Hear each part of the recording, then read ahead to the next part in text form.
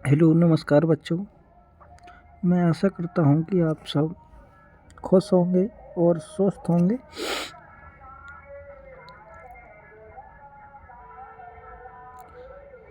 चलो फिर आज एक नया टॉपिक है, अगला टॉपिक अपना जीएस का, जिसे और बहुत महत्वपूर्ण टॉपिक है वैदिक सभ्यता। सिंधु सभ्यता के हमने क्वेश्चन पीछे लगा लिए, 50 क्वेश्चंस लगा लिए जो वन लाइनर डाटा के समान ही थे। इसमें हम वैदिक सभ्यता को समझते हैं। कह रहे हैं वैदिक सभ्यता। वैदिक सभ्यता, वैदिक का मतलब सीधा कह सकते हैं कि जिस सभ्यता में वेदों का निर्माण हुआ, अर्थात उस समय की सभ्यता जब वेद लिखे गए थे, उस समय की सभ्यता। तो उस वैदिक सभ्यता के बारे में जो बातें हैं, जो इम्पोर्टेंट बातें हैं, वो हम आज पढ़ेंगे। कह रहे हैं वैदिक सभ्यता का विभाजन 2 भागों में हुआ। एक ऋग्वैदिक काल, कैसा ऋग्वैदिक काल, और एक उत्तर वैदिक काल। ऋग्वैदिक काल पुराना था, सबसे पहले ऋग्वैदिक काल था, उसके बाद उत्तर वैदिक काल आया है।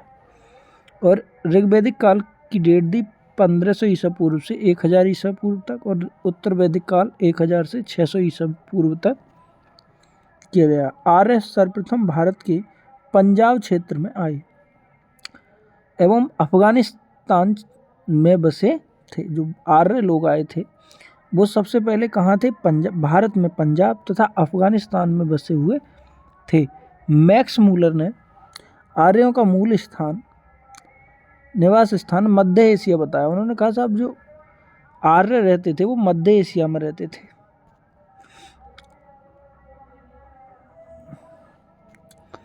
आर्यों अच्छा, ये आर्यों के बारे में हम क्यों पढ़ रहे हैं? आर्यों के बारे में इसलिए पढ़ रहे हैं मेरे दोस्तों कि आर्यों, वेद जो है वो आर्य की कार्यशैली को ही बताती हैं। जो आर्य लोग हैं उनकी ही कार्यशैली, उनकी ही समाज, उनके ही शासन के बारे में वेद बताते हैं। तो इसलिए आर्यों के बारे में हम पढ़ रहे हैं।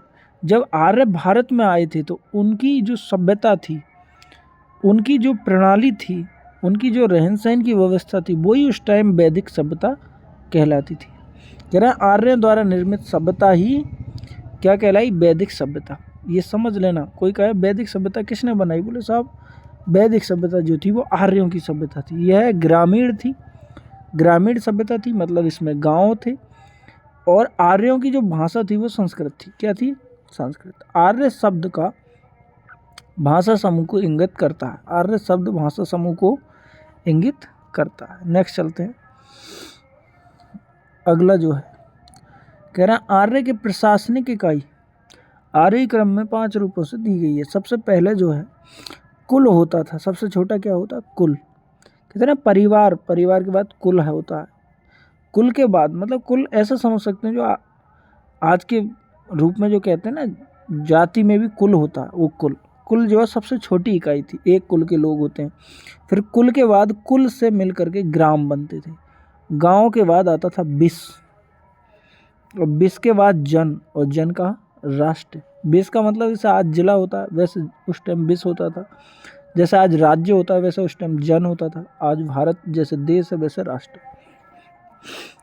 ग्राम के मुखिया ग्रामणी कहलाते थे। जो गांव का मुखिया होता था, प्रधान होता था, वो ग्रामणी कहलाता था। विस का प्रधान विसपति कहलाता था, और जन के शासक को राजन कहा जाता था। जन के शासक को क्या कहा जाता था? राजन। राज्य अधिकारियों में पुरोहित एवं सेनानी प्रमुख थे। जो राज्य के जो कर्मचारी हुआ करते थे, राज्य के जो अधिकारी हुआ करते थे, उसमें पुरोहित और सेनानी सबसे ज़्यादा महत्वपूर्ण माने जाते थे। वशिष्ठ रूढ़िवादी और विश्वामित्र उदार पुरोहित होते थे।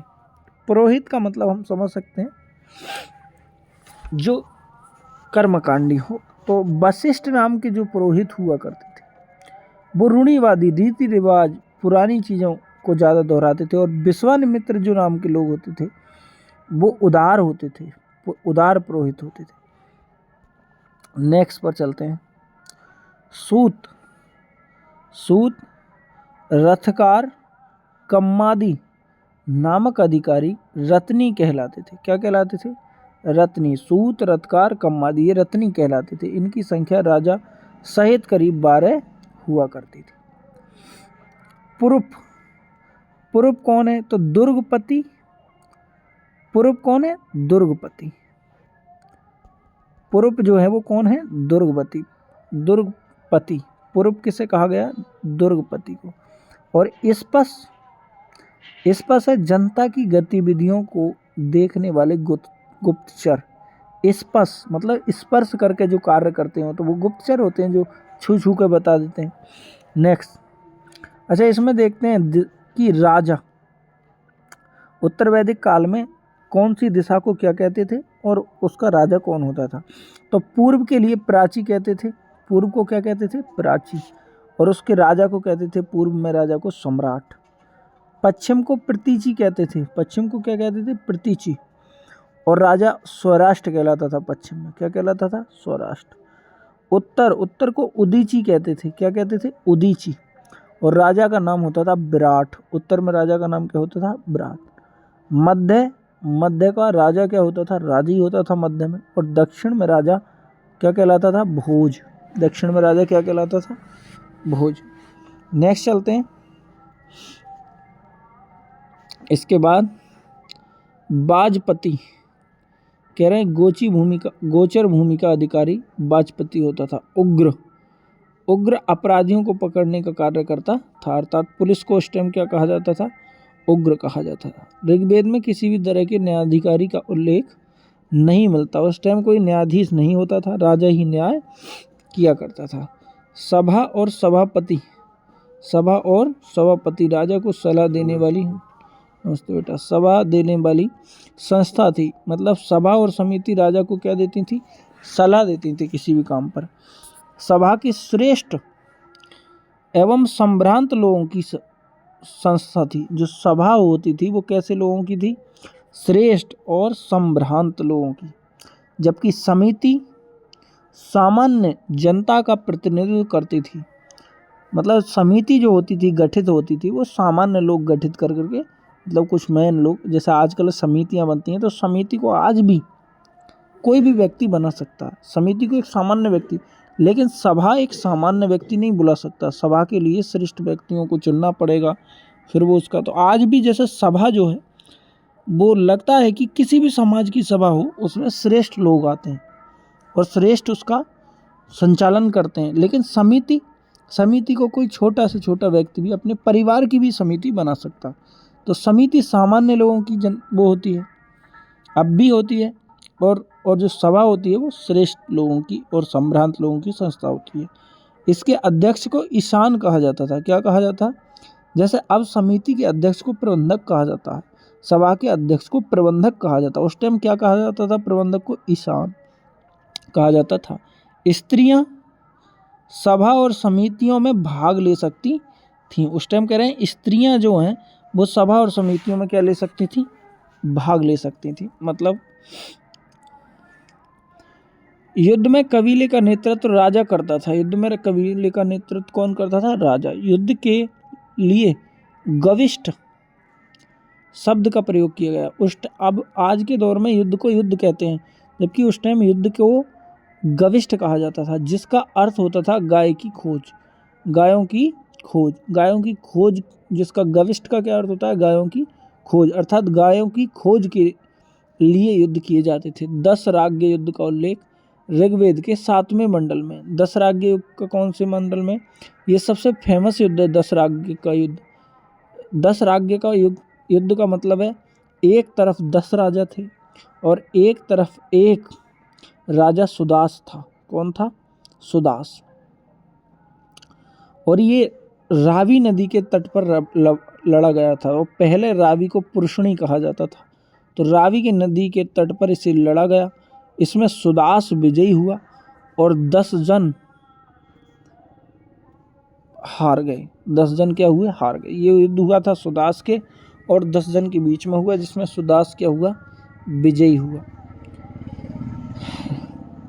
फिर नेक्स्ट, ऋग्वैदिक समाज 4 वर्णों में विभक्त था या विभाजित था। पहला ब्राह्मण, क्षत्रिय, वैश्य और शूद्र। यह व्यवसान क्या, अच्छा उपनिषद के बारे में तो ये पहले ही पढ़ा दिया है। उपनिषद 108, पुराण 18 और 6 वेदांग होते हैं। चलो नेक्स्ट चलते हैं। यह विभाजन व्यवसाय पर आधारित था, मतलब ये जो ब्राह्मण क्षत्रिय वैश्य शूद्र था, ये अभी देखने की बात है, ये व्यवसाय पर आधारित था। मतलब जो जैसा व्यवसाय करेगा वो वैसा हो जाएगा। पढ़ाने वाले लोग ब्राह्मण कहलाते थे, सेना वाले रक्षा वाले लोग क्षत्रिय कहलाते थे, और जो व्यापार करते थे वैश्य कहलाते थे, और जो साफ सफाई का काम या कोई और वैसा काम करते थे वो शूद्र कहलाते थे। ये क्लियर नहीं था कि साहब ये ब्राह्मण है तो ये हमेशा ब्राह्मण ही रहेंगे। कर्म के आधार पर, व्यवसाय के आधार पर ये जाति विभक्त थी। चलो अगला क्वेश्चन, अगला देखते हैं।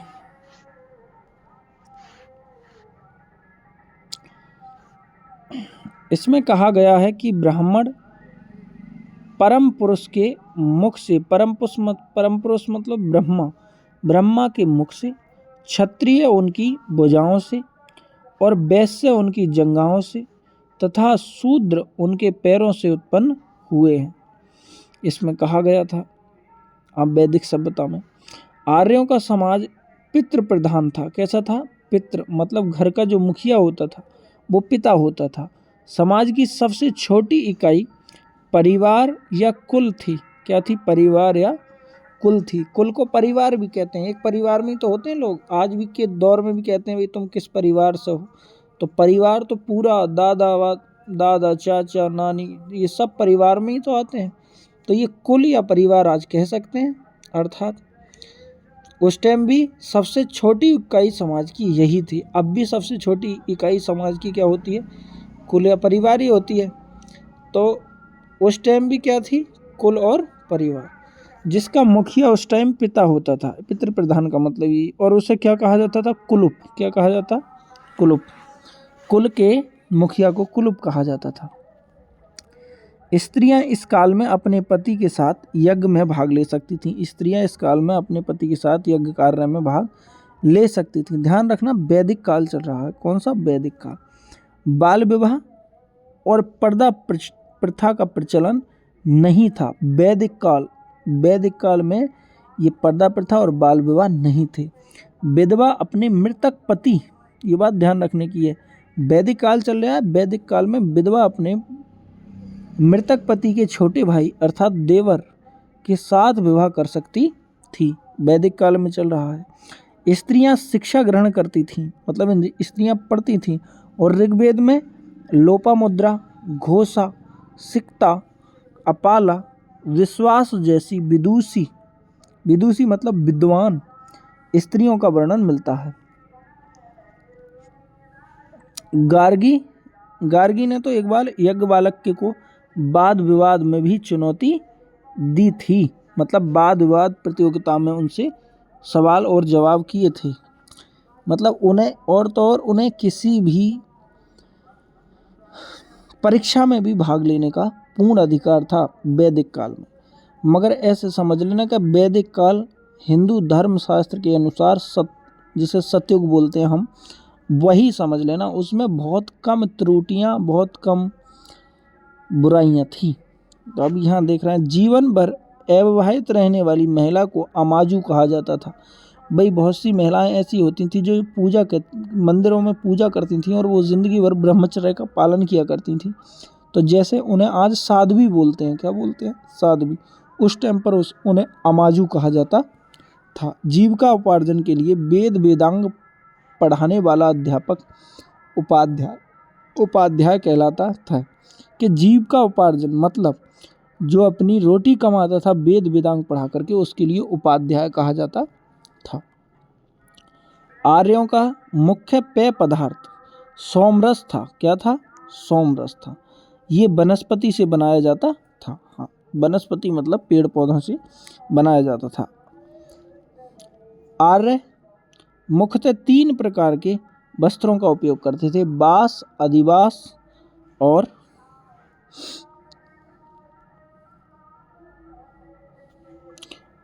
उष्णीस। अंदर पहनने वाले वस्त्र को निबी कहा जाता था। अब इसमें से ऊपर एक चीज़ निकली है प्रमुख दर्शन, प्रमुख दर्शनों पे निगाह मार लेंगे और उनके प्रवर्तक, उन्हें स्टार्ट करने वाला कौन है। तो एक है चारवाक, कौन सा है, चारवाक। चारवाक के प्रवर्तक चारवाक ही हैं। अच्छा, चारवाक जो दर्शन है, उस चारवाक दर्शन में एक बात कही गई है, मतलब उसका मेन वाक्य ये है चारवाक का कि भाई कोई भी चीज़ दुनिया में, कोई भी भोग छोड़ो मत, सभी भोग भोगने चाहिए। ये चारवाक में का मेन स्वरूप है। बाकी चारवाक दर्शन के बारे में ज़्यादा बुक्स में लिखा हुआ नहीं मिलता है, लेकिन यह है कि चारवाक ने ही चलाया था, ये बात समझ में आती है और दिया भी है। योग, दूसरा आया योग, कि योग दर्शन किसने दिया, इसके प्रवर्तक है पतंजलि। कौन है, पतंजलि। फिर सांख्य, सांख्य कपिल मुनि, किसने, कपिल मुनि ने। न्याय गौतम, न्याय जो दर्शन है वो गौतम ने दिया है। पूर्व मीमांसा, मीमांसा का मतलब फिजिक्स भी होता है, भौतिकी। पूर्व मीमांसा जैमिनी ने दी थी, उत्तर मीमांसा बदरायण ने दी थी, और वैशेषिक कणाद ने दी। क्या दी, कणाद ने। वही कणाद जिन्होंने सबसे पहले परमाणु के बारे में बताया था। कणाद ऋषि वो हमारे वेदों से ही हैं, जिन्होंने सबसे पहले परमाणु के बारे में कल्पना की थी। नेक्स्ट चलते हैं।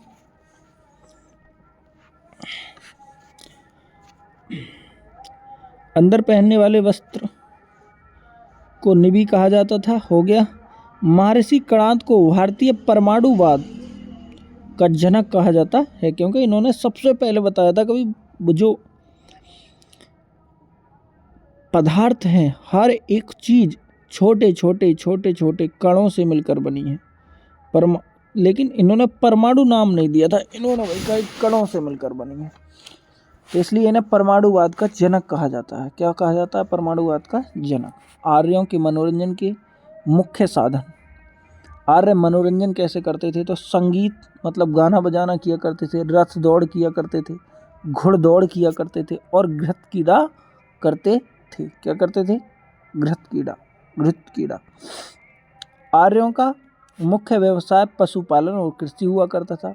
वो गाय पालते थे ज़्यादातर और कृषि किया करते थे, और वो इसलिए मतलब आर्य ज़्यादातर लोग गाय पाला करते थे, गाय पालते थे। और कोई कितना अमीर है ये बात भी गायों से ही लगाई जाती थी। जिस व्यक्ति के पास जितनी ज़्यादा गाय होती थी उतनी ही मालदार उसे माना जाता था। अच्छा, दूसरी बात ये भी है कि आर्य आए भी भारत में केवल चारागाह की खोज करने थे। किसकी, चारागाह की। कि जब वो मध्य एशिया में थे तो वहाँ घास के मैदान खत्म हो गए थे, तो इसलिए उन्होंने वो भारत में हरे घास के मैदानों की खोज करने आए थे, क्योंकि यहाँ पर भारत में गंगा, यमुना, सरस्वती जैसी नदियाँ थीं और ये नदियों का मैदान था, तो यहाँ पर घास बड़ी हुआ करती थी, तो इसलिए वो अपनी गाय को चराने के लिए इधर आए थे। गाय को अधन्या, क्या कहा, अधन्या कहा जाता था, और अधन्या का मतलब होता है ना मारे जाने योग्य पशु। गाय की हत्या करने वाले को या उसे घायल करने वाले के लिए वेदों में मृत्युदंड अथवा देश से निकालने की व्यवस्था की गई थी। आर्यों का प्रिय पशु घोड़ा था। सर्वाधिक प्रिय देवता इंद्र था आर्यों का। क्या था, इंद्र। आर्यों द्वारा खोजी गई धातु लोहा थी। लोहा किसने खोजी बताओ, आर्यों ने। सिंधु सभ्यता के बाद ही आर्य लोग आए, आप सब जानते हो। आर्यों की इनकी वैदिक सभ्यता जो आ रही है वो 1500 ईस्वी से चालू हो रही है। कब हो रही है, 1500 ईस्वी से, और जबकि सिंधु सभ्यता 2500 ईस्वी से है। तो सिंधु सभ्यता में लोहे की खोज नहीं हुई थी, जब तक हम केवल तांबा, सिंधु सभ्यता के लोग तांबा प्रयोग किया करते थे, लेकिन आर्यों ने कौन सा खोज लिया, लोहा खोज लिया, जिसे वो श्याम अयस्क कहते थे। क्या कहते थे, श्याम अयस्क कहते थे। लोहा को लोहित अयस्क भी कहा गया है। नेक्स्ट क्वेश्चन, भारतीयों को लोहे का ज्ञान, भारतीयों को लोहे का ज्ञान ईसा पूर्व 8वीं सदी में प्राप्त हुआ था। मतलब भारत में लोहे का जो ज्ञान है वो 8वीं ईस्वी पूर्व, 8वीं ईसा पूर्व, 8वीं सदी में। व्यापार हेतु दूर दूर तक जाने वाला व्यक्ति पणी कहलाता था। क्या कहलाता? मतलब आजकल जिसे व्यापारी कहते हैं ना, उस टाइम व्यापारी को पणी कहा जाता था। लेन देन वस्तु विनिमय पर आधारित थी, वस्तु विनिमय प्रणाली पर आधारित थी। लेन देन का मतलब ये है कि उस टाइम रुपए वगैरह, मुद्रा नहीं चलती थी, रुपए नहीं चलते थे, केवल हर व्यक्ति एक वस्तु देता था, दूसरी वस्तु ले लेता था। जैसे कुम्हार के पास मान लो मिट्टी के बर्तन हुआ करते थे, तो कुम्हार किसान से अनाज ले लेता था, गेहूँ ले लेता था खाने के लिए, और किसान कुम्हार से मिट्टी के बर्तन ले जाता था। तो इस तरीके से उनमें क्या चलती थी, अगर किसी को गाय लेनी है तो वो दूसरे व्यक्ति से भैंस ले लेता और अपनी उससे गाय दे देता। ये होता है वस्तु विनिमय। फिर कह रहा है ऋण दे करके ब्याज लेने वाले को बैक नोट कहा जाता था। क्या कहा जाता था? Back note. जिसे आज सूदखोर कहते हैं ना, ब्याजी कहते हैं, उसे उस टाइम बैक नोट कहा जाता था। मनुष्य और देवता के बीच मध्यस्थ, मतलब बीच की भूमिका, जो मनुष्य को देवता से मिला दे, वो भूमिका निभाने वाला देवता अग्नि कहलाता था। क्या कहलाता था? अग्नि। मतलब अग्नि देवता ऐसा मानते थे जो मनुष्य को किससे मिला देगा? भगवान से या देवताओं से मिला देगा। ऋग्वेद में उल्लेखित नदियों में सरस्वती सबसे पवित्र मानी गई। मतलब उस टाइम गंगा सबसे पवित्र नहीं मानी जाती थी। कौन सी मानी जाती थी? सरस्वती। ऋग्वेद में गंगा का एक बार तथा यमुना का 3 बार उल्लेख है। हालांकि ऐसा नहीं है कि उस टाइम गंगा यमुना थी नहीं, गंगा भी थी और यमुना भी थी, लेकिन सबसे पवित्र जो है सरस्वती को माना जाता था। क्या? सरस्वती को। गंगा का ऋग्वेद में केवल 1 बार है उल्लेख, और यमुना का कितनी बार है? 3 बार। इसमें सिंधु नदी का उल्लेख सर्वाधिक बार हुआ है, और सबसे ज़्यादा बार जो हुआ है वो सिंधु नदी का प्रयोग हुआ है, और होना भी चाहिए। क्यों? क्योंकि इससे पहले सिंधु सभ्यता हुई, और सिंधु सभ्यता सिंधु नदी से ही संबंधित है, तो इसलिए सिंधु का प्रयोग ज़्यादा भी हुआ है। मगर सबसे पवित्र जो नदी मानी गई है वो मानी गई है सरस्वती। आगे कह रहे हैं कि उत्तर वैदिक काल में इंद्र के स्थान पर प्रजापति सर्वाधिक प्रिय होने लगे। भाई पहले इंद्र होते थे, इंद्र के बाद अब प्रजापति को सबसे ज़्यादा महत्व मिलने लग गया।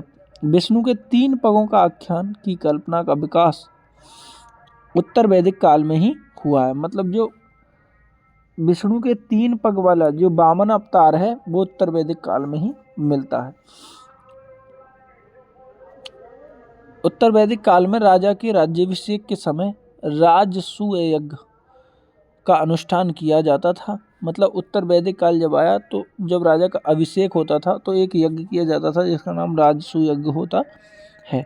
उत्तर वैदिक काल में वर्ण व्यवस्था व्यवसाय की बजाय, हाँ ये बात बहुत देखने की है, वैदिक काल में जो वर्ण थे, मतलब जो जातियाँ थीं, वो व्यवसाय के आधार पर थी। मतलब अगर कोई शूद्र का बच्चा पढ़ लिख लेता तो वो ब्राह्मणों की श्रेणी में आ जाता उत्तर वैदिक काल में। कब? वैदिक काल में। लेकिन जब उत्तर वैदिक काल आया, मतलब जब वैदिक काल बीत गया, तो वर्ण व्यवसाय की बजाय जन्म के आधार पर वर्ण निर्धारित होने लगे। मतलब जब उत्तर वैदिक काल आया तो ब्राह्मण का बेटा ही ब्राह्मण बनने लग गया। तो इसका मतलब ये जाति व्यवस्था जो है वो बाद में आई है। कब आई है? बाद में। आगे चलते हैं, चलो। ऋग्वैदिक कालीन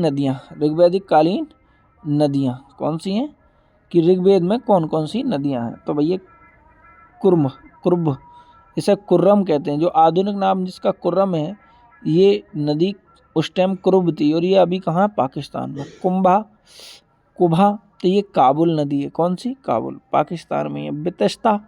बितस्ता झेलम को कहते हैं, ये इंडिया में है। इंडिया में भी है, पाकिस्तान में भी है। आस्कनी आज की जो चिनाब नदी है उसे आस्कनी कहते हैं, ये भी इंडिया में भी है, पाकिस्तान में भी। प्रश्नी को रावी नदी को प्रश्नी कहा जाता था। सतलुज नदी को सतुद्री कहा जाता था। बिपाशा नदी को ब्यास नदी कहा जाता है। गंडक नदी को सदानीरा कहा जाता था, घग्गर नदी को द्रसदती कहा जाता है, गोमल नदी को गोमती कहा जाता था उस टाइम, स्वात नदी को सुबस्तु नदी कहा जाता था उस वक्त। तो ये नदियों के ऋग्वैदिक काल के नाम हैं, आधुनिक नाम और उस टाइम सामने सही दिए हैं। सबसे ज़्यादा इम्पोर्टेंट पुरुषनी नदी है, पुरुषनी नदी, क्योंकि पुरुषनी नदी के साथ दशराग्य युद्ध हुआ था।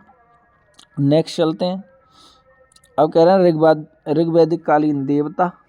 कह रहे हैं ऋग्वेद में देवता कौन कौन था। इंद्र थे, इंद्र को युद्ध का देवता और वर्षा का देवता कहा जाता था।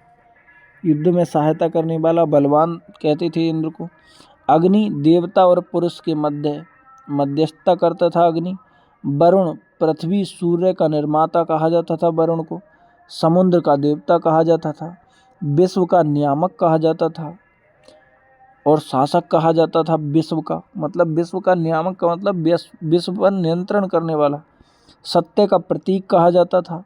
ऋतु परिवर्तन और दिन रात कर्ता कहा जाता था। ध्यो कहते थे आकाश का देवता, और ध्यो को सबसे प्राचीन देवता भी कहा जाता है। मतलब आकाश सबसे प्राचीन देवता आकाश को बोला जाता है कि भाई सबसे पहले आकाश का ही जन्म हुआ है। सोम देवता वनस्पति देवता कहा जाता था। सोम देवता को वनस्पति देवता को उस टाइम क्या कहा जाता था, सोम देवता। ऊषा देवता किसे कहा जाता था, प्रगति और उत्थान का देवता कौन सा कहलाता था, ऊषा देवता। अश्वनी विपत्ति को हराने वाले देवता को अश्वनी कहा जाता था, अर्थात रोगों को हरने वाला, जो बीमारियां ठीक करता था उसे अश्वनी कहते थे। पशुओं का जो देवता था उसे पूषण कहते थे। क्या कहते थे, पूषण। विष्णु को विश्व का संरक्षक और पालनकर्ता कहा जाता था। मरुत का मतलब वायु होता है, वायु आंधी तूफान का देवता कहलाता है। उत्तर वैदिक काल में हल को सिरा और हल के द्वारा खींची गई रेखा को सीता कहा जाता था। क्या कहा जाता था, सीता। उत्तर वैदिक काल में निष्क और शतमान मुद्रा की इकाइयाँ थीं। निष्क और शतमान मुद्रा की इकाइयाँ थीं। मतलब मुद्रा के ऐसे मान लो कि निष्क, जैसे आजकल 1 रुपया 2 रुपये 50 रुपया, तो ये जी चीज़ें होती हैं उस टाइम निष्क और शतमान के नाम से जाने जाते थे। सिक्कों का चलन का कोई प्रमाण नहीं है, मतलब सिक्के चलते थे, इनका कोई प्रमाण नहीं है। ये नहीं पता भाई चलते थे या नहीं चलते थे सिक्कों का। सांख्य दर्शन भारत के सभी दर्शनों में सबसे प्राचीन है। अगर कोई पूछे भाई सबसे प्राचीन दर्शन कौन सा है, तो बोले साहब सांख्य दर्शन। कौन सा दर्शन, सांख्य। और सांख्य किसने दिया था, कपिल ने। इसे देख लो एक बार दर्शन का, फिर देखो यहाँ पर दिया है ना, मैंने बताया तुम्हें। सांख्य दर्शन किसने दिया, कपिल मुनि ने। चारवाक ने, योग पतंजलि ने, न्याय गौतम ने, पूर्व मीमांसा जैमिनी ने, उत्तर मीमांसा बद्रायण ने, वैश्विक कणाद ने दिया। ये बात बता दी तुम्हें। चलो नेक्स्ट चलते हैं। तो यहाँ पर सांख्य दर्शन भारत के सभी दर्शनों में सबसे प्राचीन है और इसके अनुसार मूल तत्व कितने हैं जी, 25 तत्व। कैसे हैं, मूल तत्व हैं जिनका प्रकृति पहला तत्व है, जिनमें प्रकृति कैसा तत्व है, पहला। सत्यमेव जयते मुंडकोप उपनिषद से लिया गया है। एक सत्यमेव जयते जो वाक्य है जिसका अर्थ है सत्य की हमेशा जीत होती है, मुंडकोप उपनिषद से लिया गया है। इसी उपनिषद में यज्ञ की तुलना टूटी हुई नाव अर्थात फूटी नाव से की गई है। यज्ञ की तुलना किससे की गई है, फूटी नाव से की गई है, टूटी नाव से कह सकते हैं।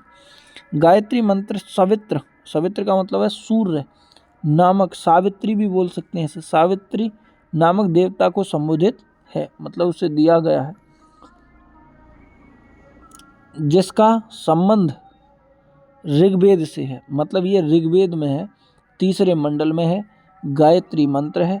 सूर्य अर्थात सावित्री के लिए, सावित्री मतलब सूर्य का ही नाम है, सावित्री के लिए समर्पित किया गया है। लोगों को आर्य बनाने के लिए, उस टाइम आर्य थे जो मध्य एशिया से आए थे और अनार्य थे, तो अनार्यों को आर्य बनाने के लिए विश्वामित्र नामक ऋषि ने गायत्री मंत्र की रचना की। किसकी की? गायत्री मंत्र की रचना की।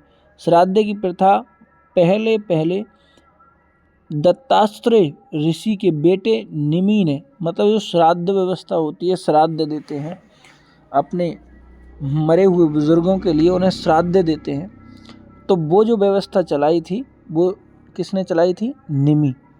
निमि और निमि बेटे थे दत्तात्रेय ऋषि के बेटे। उन्होंने अपने पिता को पहली बार श्राद्ध प्रदान किया।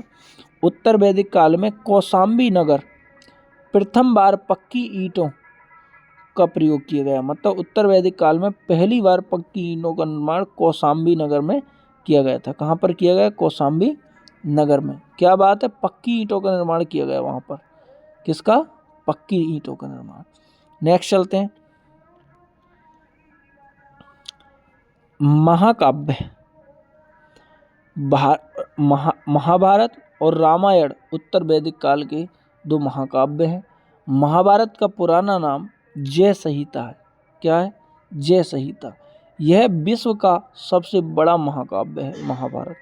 गोत्र नामक संस्था उत्तर वैदिक काल में विकसित हुई। मतलब जो गोत्र जो बने हुए हैं, अब एक एक जाति के अंदर भी गोत्र हैं। पहले तो जाति ही नहीं थी ऋग्वैदिक काल में, आप सबने देखा। पहले क्या नहीं थी? जाति ही नहीं थी। लेकिन अब क्या, उत्तर वैदिक काल आते आते जातियां भी बन गई, और जाति तो बन ही गई, अब एक जाति के अंदर गोत्र भी बन गए। क्या बन गए? गोत्र। चलो फिर वेदांत दर्शन के मौलिक ग्रंथ ब्रह्मसूत्र और वेदांत सूत्र की रचना बदरायण ने की थी। किसकी? ब्रह्मसूत्र की और वेदांत सूत्र की रचना बदरायण ने की थी। बदरायण वही बदरायण है जिन्होंने उत्तर मीमांसा दर्शन दिया है। उन्होंने ब्रह्मसूत्र और वेदांत सूत्र की रचना की है। बस यही अपनी जो वैदिक काल है और उत्तर वैदिक काल है उसके बारे में पूर्ण बलनाया डाटा हो गया। मिलते हैं फिर अगले 50 MCQ क्वेश्चन इसके लेकर के, ताकि आपका ये पूरा चैप्टर क्लियर हो जाए। नमस्कार, तब तक के लिए